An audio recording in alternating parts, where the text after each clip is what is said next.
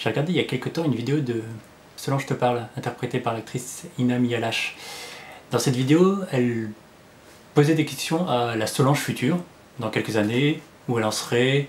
J'ai eu envie de faire une vidéo un peu similaire, mais je me suis très vite aperçu que les questions qui me venaient, c'était pas des questions sur moi-même, mais des questions plutôt sur la technologie future qu'on nous promet, tout ce qui est aussi questions sociales, et pas vraiment des questions sur moi. Donc j'ai voulu moi-même faire une vidéo sur justement sur ce sujet-là. Aujourd'hui, nous sommes le vendredi 13 juin 2014. Donc je me suis déjà demandé combien de temps en avant j'aimerais me projeter dans mes questions. Donc j'ai choisi deux dates, c'est 2030 et 2050. 2030, ça nous projette 16 ans en avance. J'aurai 41 ans. Et la deuxième date que j'ai choisie, c'est 2050. Donc 2050, j'aurai 61 ans. C'est dans 36 ans. Et donc 61 ans, finalement, c'est vrai que si on vit 100 ans, c'est pas encore si loin que ça. Bon, à mon avis, la retraite, je l'aurai pas à 61 ans, hein, on sera plutôt à 80, voire jamais. Donc voilà, ça fait loin, et en même temps, on sait que on se réveillera un matin, on y sera déjà, sans s'en apercevoir. Donc voilà, je vais poser des questions au capitaine Maitri du futur. Le capitaine Maitri qui aura 41 ans en 2030, ou 61 ans en 2050. Je crois que l'humanité s'est très vite aperçue à quel point c'était pas évident de prévoir l'avenir, surtout technologiquement. Il y a toujours des choses qui viennent s'inventer et qui bouleversent tout. Rien qu'à voir les illustrations qui ont été faites en 1910 sur l'an 2000, ça ressemble absolument pas à ce qui existe aujourd'hui. Alors il y a des choses qui sont vraiment mieux, il faut avouer, et d'autres choses qui sont totalement erronées, genre les voitures volantes, enfin plutôt si on pouvait appeler ça des voitures à l'époque. Question 1. Est-ce que l'on vit dans un monde post-apocalyptique? Oui, parce que si une guerre atomique, ou qu'il y a une météorite qui atterrit sur la Terre et qu'on est tous en train de crever de faim, ou alors une armée de zombies qui t'attend devant, reste pas à regarder cette vidéo, hein. Question 2. Combien sommes-nous sur Terre? Quand j'étais gosse, on disait 6 milliards d'êtres humains sur Terre. Dernièrement, c'est passé à 7 milliards. On a quand même augmenté d'1 milliard, je veux dire, c'est un petit détail. Et donc, d'après les prévisionnistes, voilà, il y aura les trois courbes là. Alors, quelle est la réalité des choses maintenant? À toi de me le dire. Comment sera le monde en 2030? La CIA a déployé ses espions pour collecter les données mondiales qui préfigurent l'avenir et ses enjeux géopolitiques.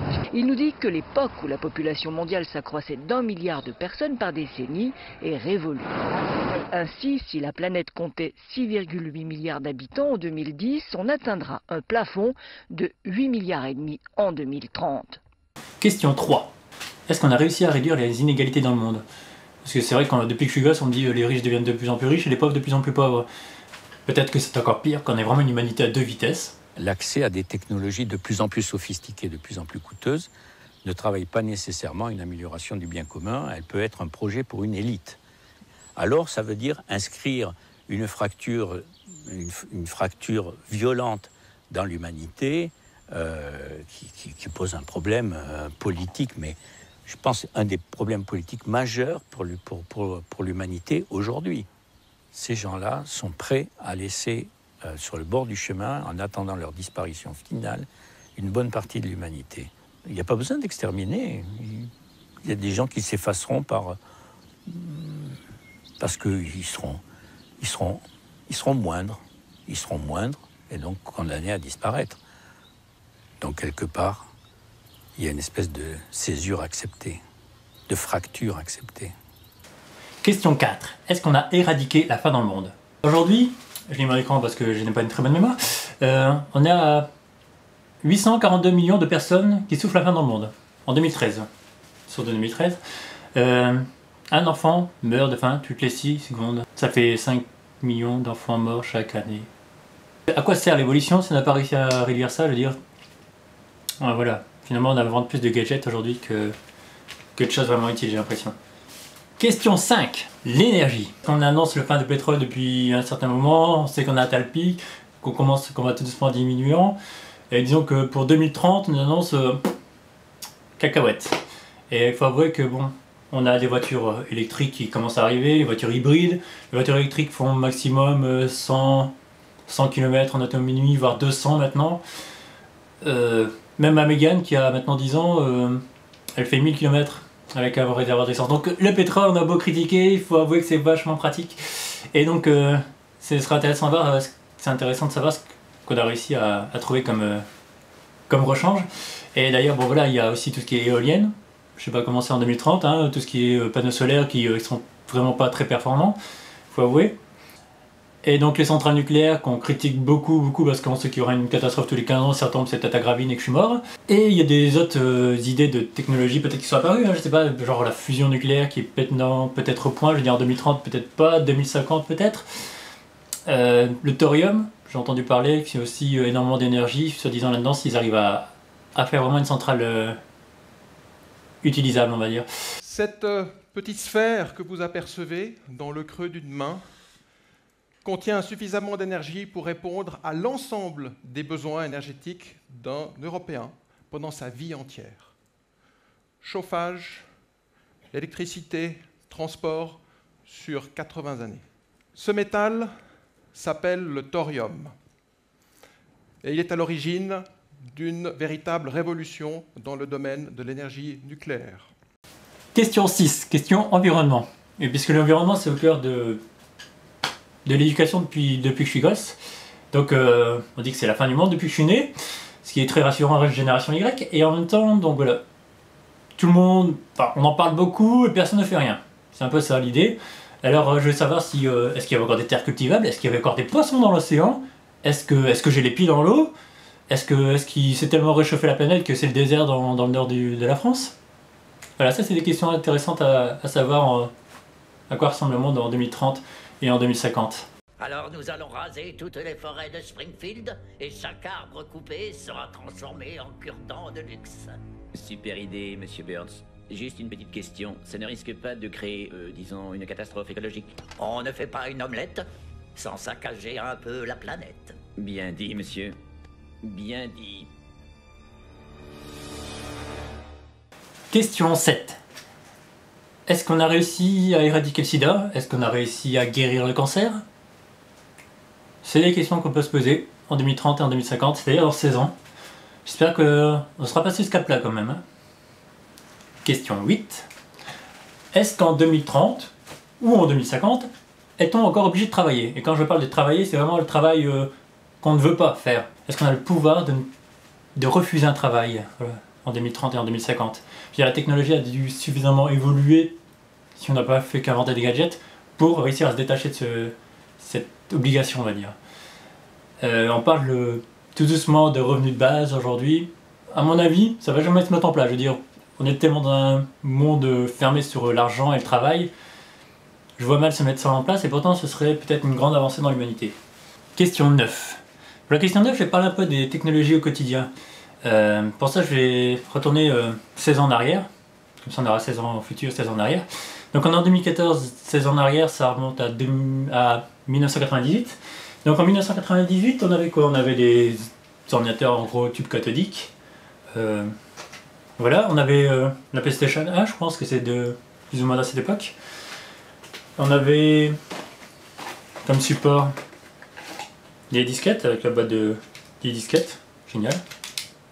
Avec dessus 1,44 mégabits. On peut même pas mettre un épisode de Game of Thrones dessus. Et donc voilà, c'est là qu'on voit l'évolution en 16 ans. Maintenant avec les smartphones et ce genre de choses.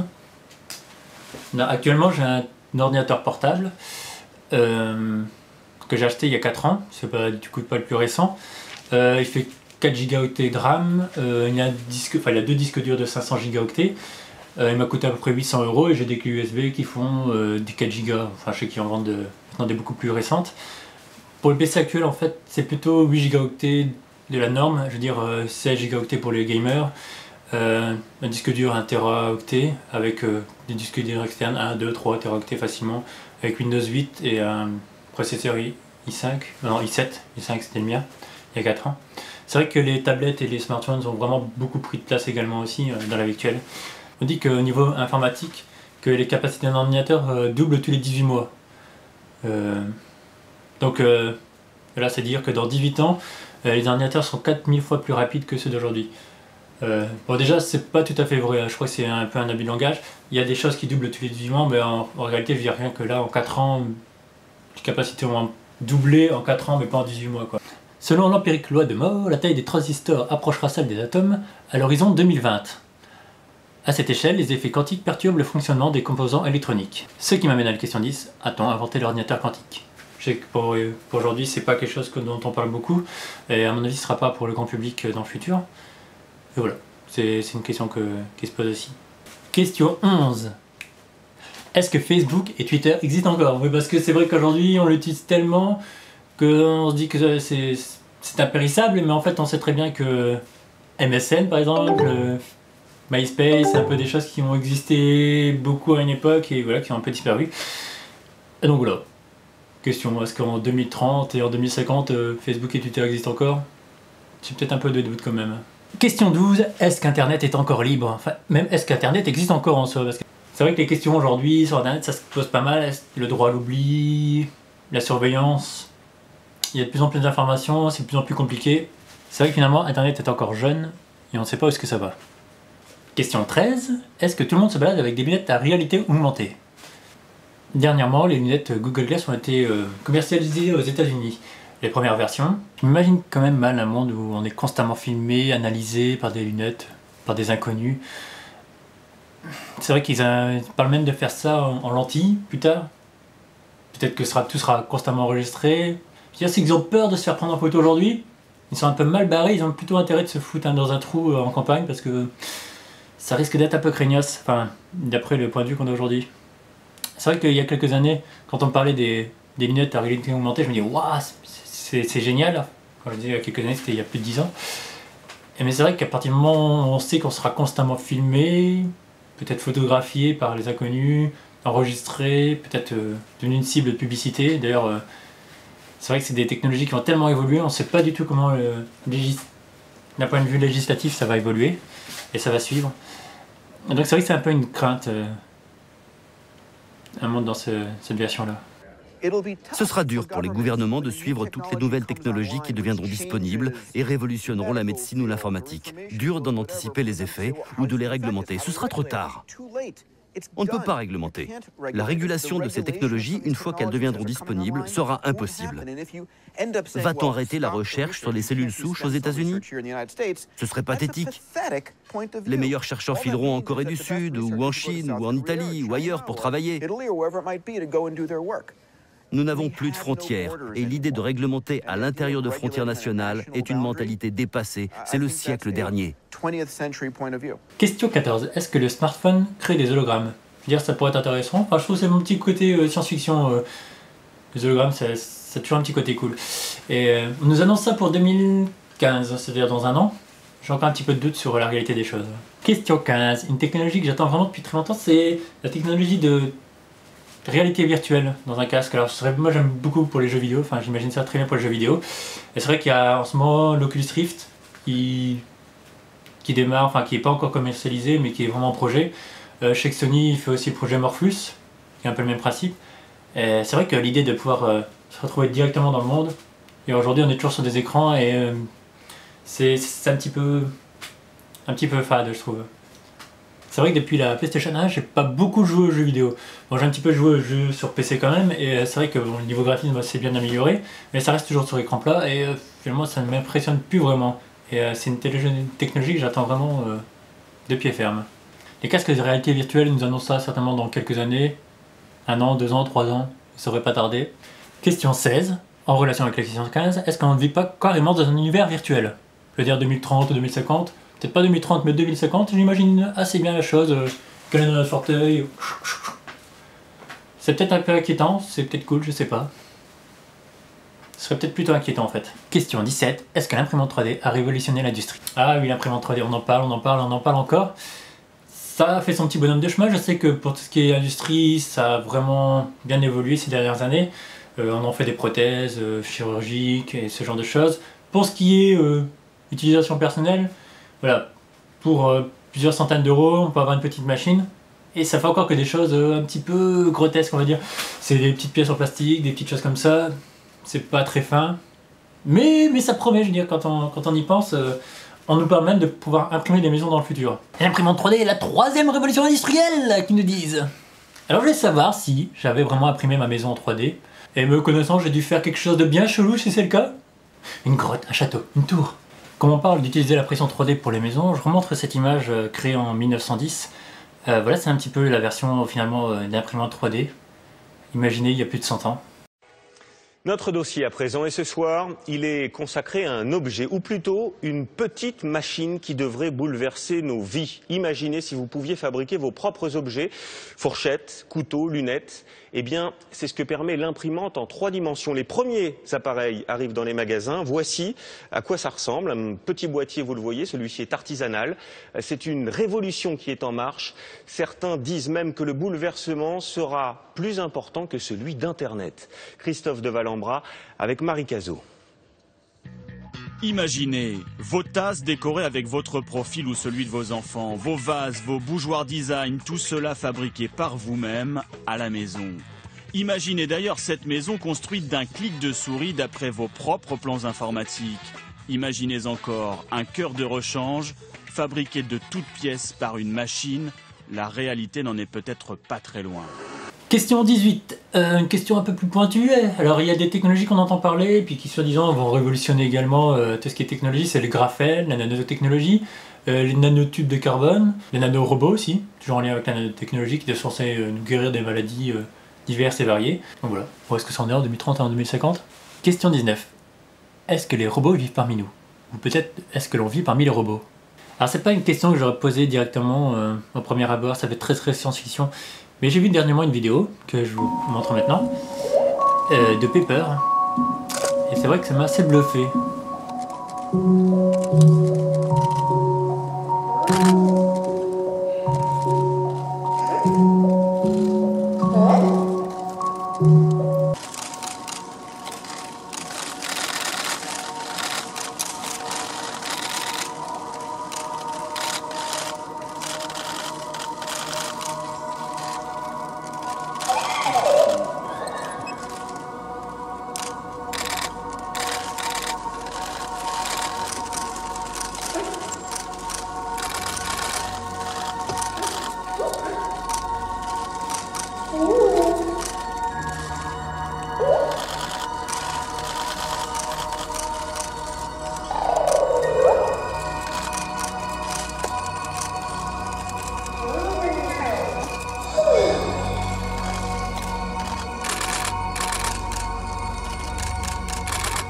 Donc voilà, c'est un robot qui prévoit de sortir en 2015, c'est-à-dire dans un an, et pour un prix assez finalement limité, puisque c'est 1500 €, enfin moins de 2000 €. J'ai encore un peu de mal à y croire, à dire oui. Alors je trouve que c'est plein de promesses, et en même temps je trouve que c'est encore c'est cool au premier abord, et en même temps c'est assez gadget, je crois.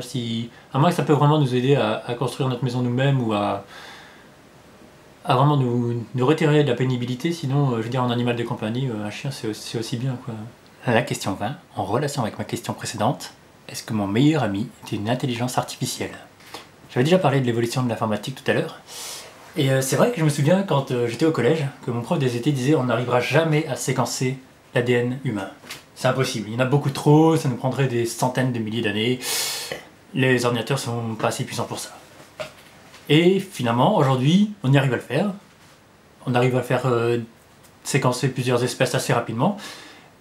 Comme quoi, l'évolution est très rapide et assez imprévisible finalement. Et donc j'ai regardé un petit peu sur internet ce qu'ils prévoyaient, ce que les gens, les scientifiques, les prévisionnistes prévoyaient pour l'intelligence artificielle, donc c'est tout en lien avec l'évolution de l'informatique. Et donc voilà, ce que j'ai trouvé, c'est que ils prévoient qu'en 2030, c'est-à-dire à ton époque, cher capitaine du futur, pour la première intelligence artificielle réussira le test de Turing, pour ceux qui connaissent. Je sais qu'il y a déjà, j'ai entendu il n'y a pas longtemps, une intelligence artificielle qui avait réussi à se faire passer pour un gamin d'une dizaine d'années, enfin de 7-8 ans.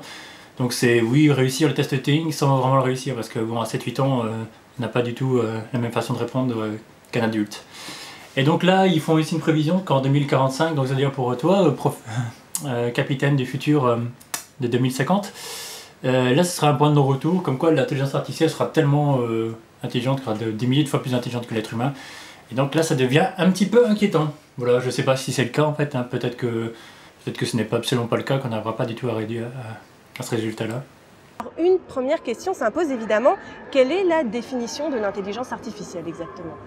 La définition de l'intelligence artificielle, c'est une machine qui est capable de donner à un observateur l'impression d'une intelligence humaine. Le jeu de l'imitation, ce qu'on appelle aussi le test de Turing, c'était une machine est intelligente dans la mesure où quelqu'un qui est derrière la porte ne saurait pas distinguer, quand la machine parle avec un être humain, ce qu'elle dit de ce que dirait un autre être humain. Il y a les pères de l'intelligence artificielle, donc John McCarthy, en particulier en 1956, qui dit « Nous savons à peu près de manière précise décrire ce que c'est que l'apprentissage humain et ce que c'est que l'intelligence. Donc allons-y, on va essayer de reproduire ça. » Pour qu'on comprenne bien, est-ce que l'intelligence artificielle, c'est du mimétisme finalement ou c'est une capacité de raisonner? La capacité de raisonner fait partie de l'intelligence artificielle. Mais ça, c'est pas forcément être très malin. Le fait de dire 2 plus 2 égale 4, c'est ce que les machines font depuis le début, c'est-à-dire grosso modo de manière industrielle depuis la Deuxième Guerre mondiale. Le problème, c'est qu'avec de la logique, on ne réussit pas nécessairement à donner l'impression de l'intelligence. Par exemple, si je vous dis, vous avez l'heure et que vous êtes parfaitement logique, vous me répondrez oui. Mais ce n'est pas du tout ce qu'on attend d'un être intelligent. Un être intelligent va comprendre que je veux dire quelle est l'heure. Et ce qu'il faut bien comprendre, c'est que les machines de l'intelligence artificielle ne sont pas autonomes parce que c'est toujours les humains qui leur donnent des ordres. Elles n'ont pas de volonté en termes un peu plus philosophiques. Ça, c'est une question qui est centrale. Il est certain que nous, avant même d'avoir une volonté, nous avons des instincts. Nous avons l'instinct de manger, l'instinct et quelques autres comme ça. La machine, évidemment, il faut du courant. Ok, ça c'est quelque chose de très important. Mais s'il n'y avait que ça, le robot, par exemple le robot typique, se contente de rester assis sur si j'ose dire, sur la prise de courant et ne bouge pas. Donc, maintenant, qu'est-ce qui peut lui donner de l'autonomie? En fait, il est possible de donner à un robot l'équivalent de la curiosité. Et ça, c'est le début. Question 21. Suis-je un cyborg? Une question en lien un peu avec tout ce qu'on a vu précédemment, l'intelligence artificielle, la nanotechnologie. Peut-être que je suis moitié métal, moitié chair humaine maintenant. Dans 20 ans à peu près, je dirais en 2029, une machine, une intelligence artificielle pourra égaler le cerveau humain, puis le dépasser. Nos cerveaux deviendront en grande partie non biologiques. Nous deviendrons donc en partie des machines. On pourra alors stopper le vieillissement et vivre indéfiniment. Nous serons comme des dieux. Les gens ne veulent pas l'entendre, mais nous serons omniscients, capables de tout savoir, de connecter nos cerveaux directement à Google. Nous serons omnipotents. Nous pourrons maîtriser un objet à l'autre bout de la planète. Nous serons omniprésents, capables de connaître les pensées de quelqu'un au Japon ou à Hawaï, n'importe où et à n'importe quel moment. Se débrancher ne se fera qu'au prix d'une grande solitude. Question 22. Suis-je immortel? C'est une question qui peut encore paraître un peu bizarre en 2014. On entend des choses là, comme quoi ils travailleraient sur le ralentissement du vieillissement, voire l'arrêt complètement du vieillissement.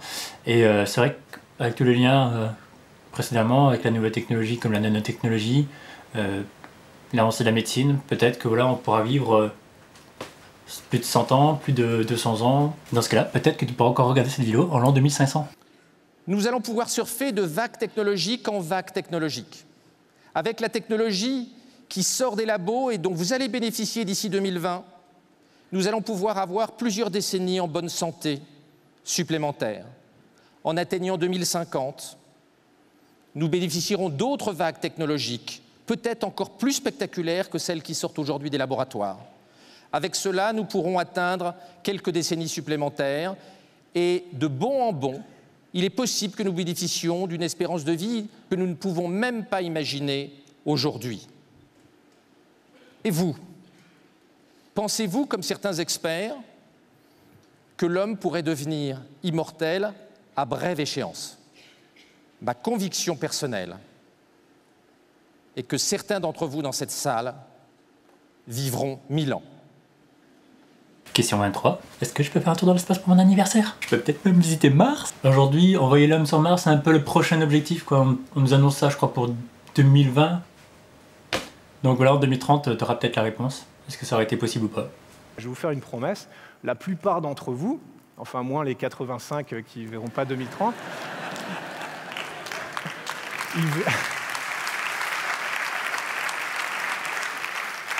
ils verront de leur vivant une mission habitée vers Mars.